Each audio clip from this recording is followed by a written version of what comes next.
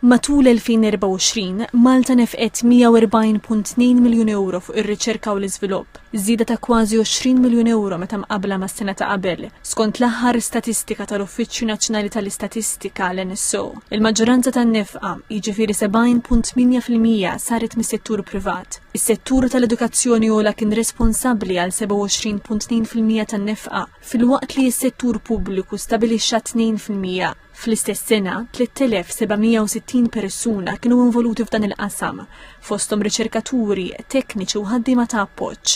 Minnhom 1612 kienu jaħdmu esklusivament fir-riċerka u l-iżvilupp, filwaqt li 2148 kienu jiddedikaw parti mill-ħin tax-xogħol tagħhom għal din il-ħidma. L-akbar numru ta' ħaddiema kien jinsab fis-settur privat b'1864 persuna, segwit mill-edukazzjoni ogħla b'1800. Min-naħa l-oħra 96 persuna kienu jaħdmu fir-riċerka u l-iżvilupp fis-settur tal-gvern. Din l-istatistika lina hija importanti ħafna bħala Xjenza Malta tatina stampa ċara u updated ta' x'inhi s-sitwazzjoni lokali fejn jidħol riċerka u żvilupp.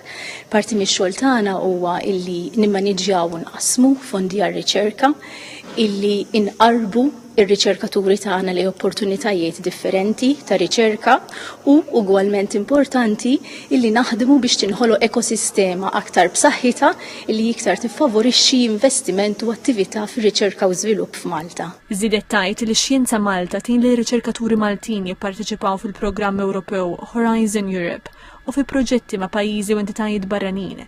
Hija responsabbli wkoll minn Esplora. Fost il-proġetti li qed tappoġġja hemm Hyper4B illi qed jistudja kif it-tumuri jistgħu jiġu identifikati permezz ta' differenzi fit-temperatura tat-tessuti u Waste to Taste illi qed jibdel ħut li normalment jintrema fi prodotti b'benefiċċji għas-saħħa. Semmiet ukoll Terraform illi qed jinvestiga kif l-attività umana u t-tibdil ambjentali sawru l-pajsaġġ agrikolu Malti. AWEX illi qed juża l-intelligenza artifiċjali u drones biex identifika skart f'postijiet diffiċli biex jintlaħqu.